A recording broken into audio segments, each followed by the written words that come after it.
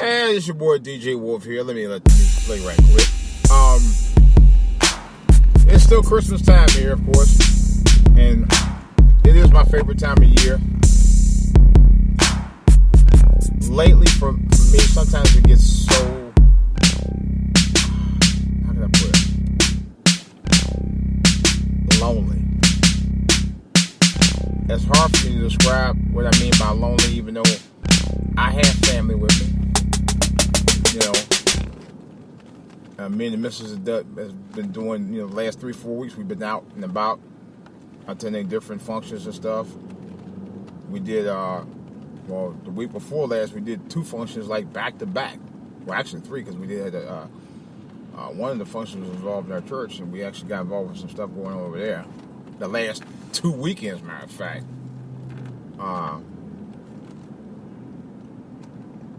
And so it was like Friday night we had something going on, then we had to get back up and do something on Saturday morning, and then after Saturday morning we had to do something Saturday night.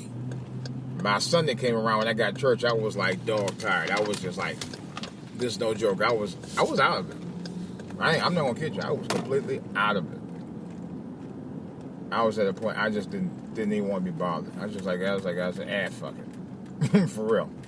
I mean, that's how I was. I was like, man, it's last weekend. I was just dog tired. I mean, I really was. And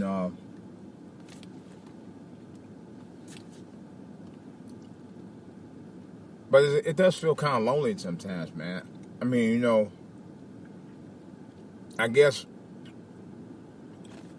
how can I put it? For us, black families, I guess some of us don't have close families where you can really get into the spirit of things, man. Now, one thing I've talked about before, my wife's family, they have an annual breakfast every year. They don't do nothing else. They do 2 things. They have an annual family picnic. They have an annual family breakfast. Twice a year.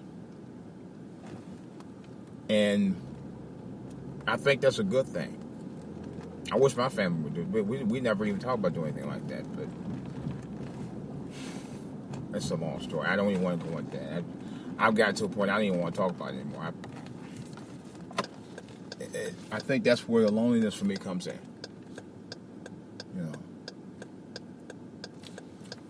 But as far as my immediate family with me here, everything is, pretty copacetic for the most part. It ain't, I don't want to get into all that either, but it has been pretty, for the most part.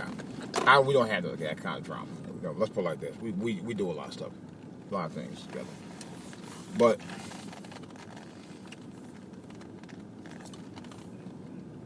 Christmas can be really one of the loneliest times of the year for many people. Whether you're around family or whether you're not. It's hard. I think when you're a kid, maybe, depends on who you are, where you're at, might be a little different. But as you get older, I don't know. I think the real joy, outside of knowing that Christ, the birth of Christ, was the monumental occasion of Christmas in itself. As far as all that other stuff around the holiday stuff, just kind of like ain't the same anymore. It's not. I went to a Christmas party about, what was it, last week? No, 2 weeks ago.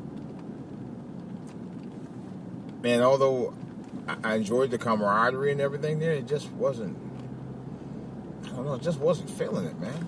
I swear I was not feeling it at all. I was like, and it wasn't that I didn't like the people there, but I mean, everybody, we all got along and stuff. It's just, I don't know, I just couldn't get into it.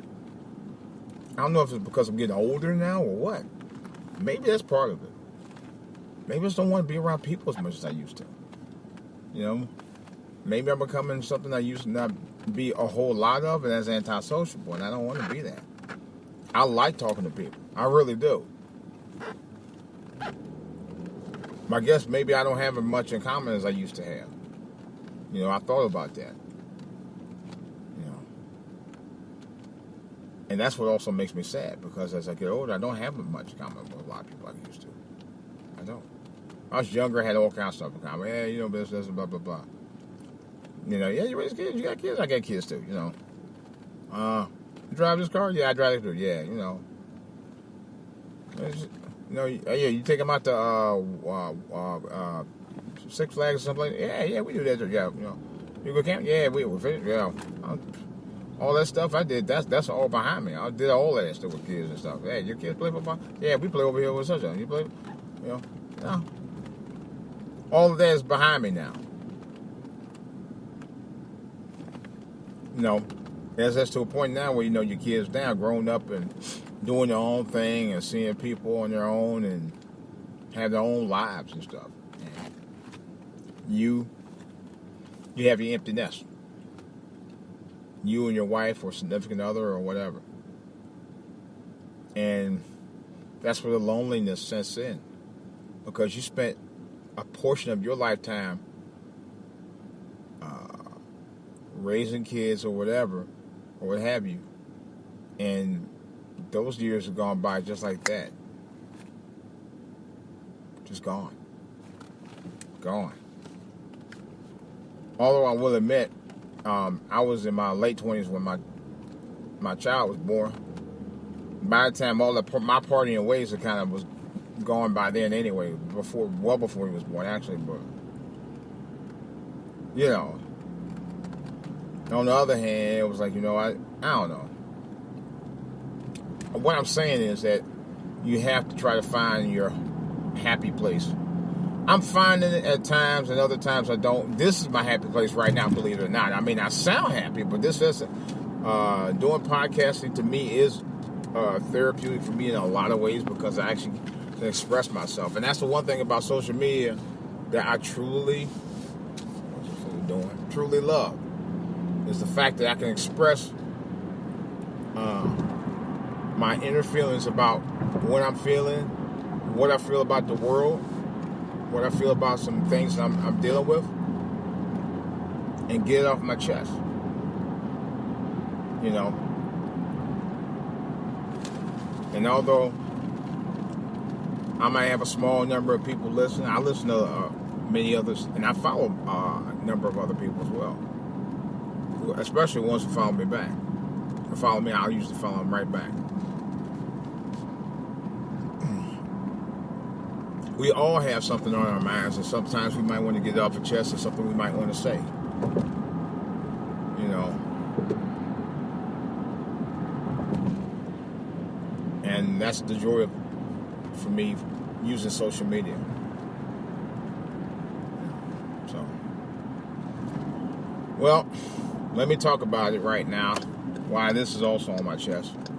Roy Moore got the boot.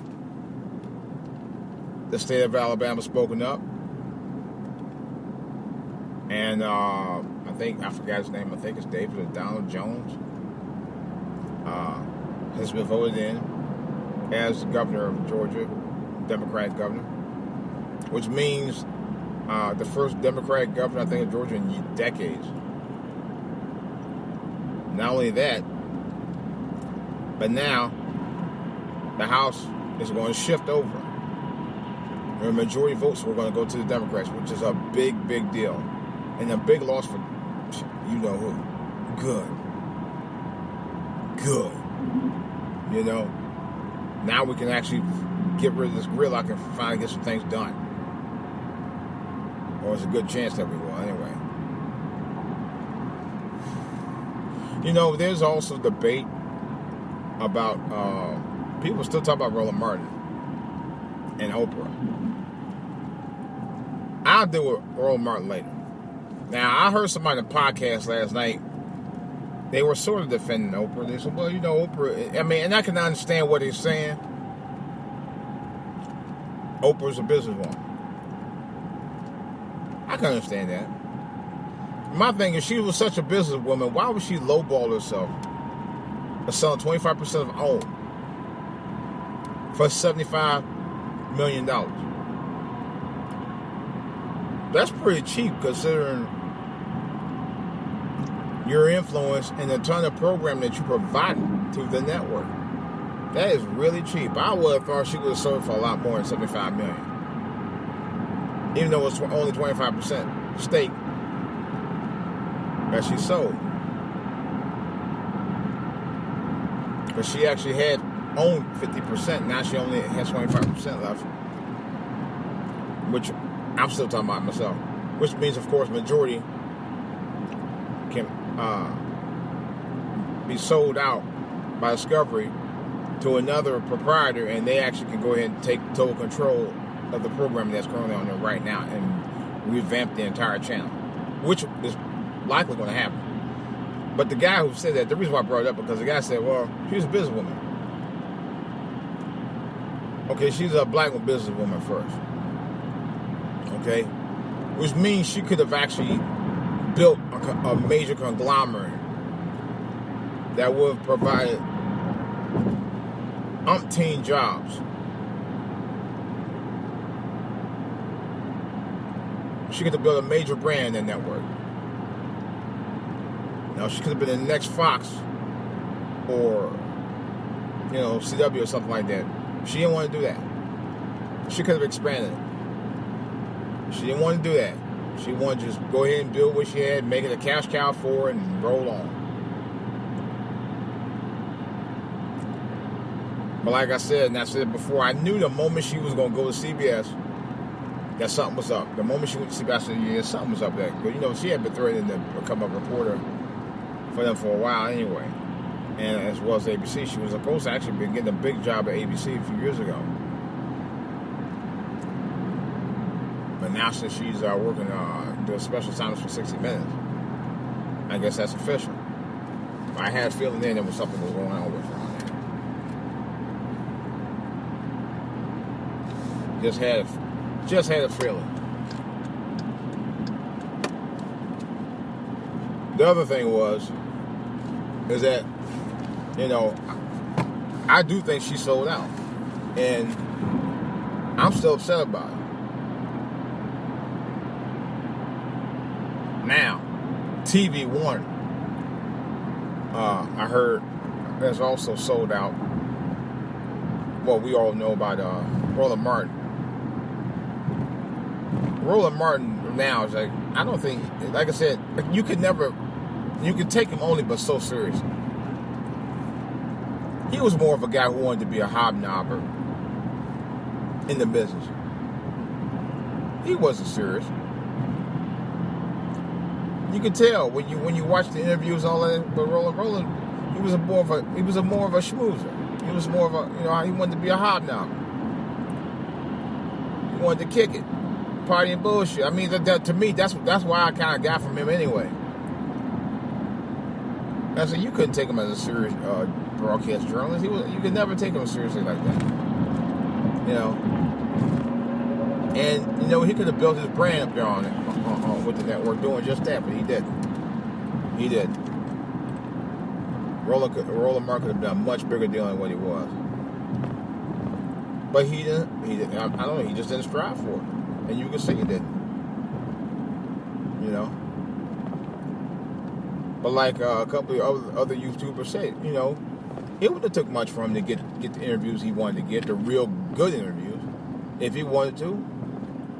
You got guys on YouTube do it every day. Every day.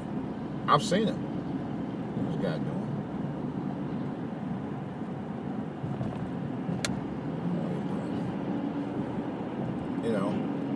He wasn't ready to work for it. He was too busy trying to get his butter biscuits and shit. Too busy trying to hobnob with big timers and stuff. Looking for that next opportunity to work for somebody else. To work for somebody else instead of building a brand. That's how Oprah got as big as she did. Unfortunately, Oprah is about making that money. Nothing wrong with making money.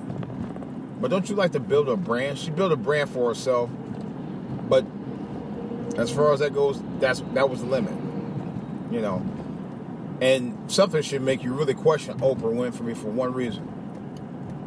Why is every cover that at least I've seen of her magazine for the last 3, 4, 5 years, several years I've seen it, it's always had the picture of her on every cover. Because it's all about her. There it is. Nothing more. Nothing more. So as far as that goes, I'm done. DJ Wolf, I'm out.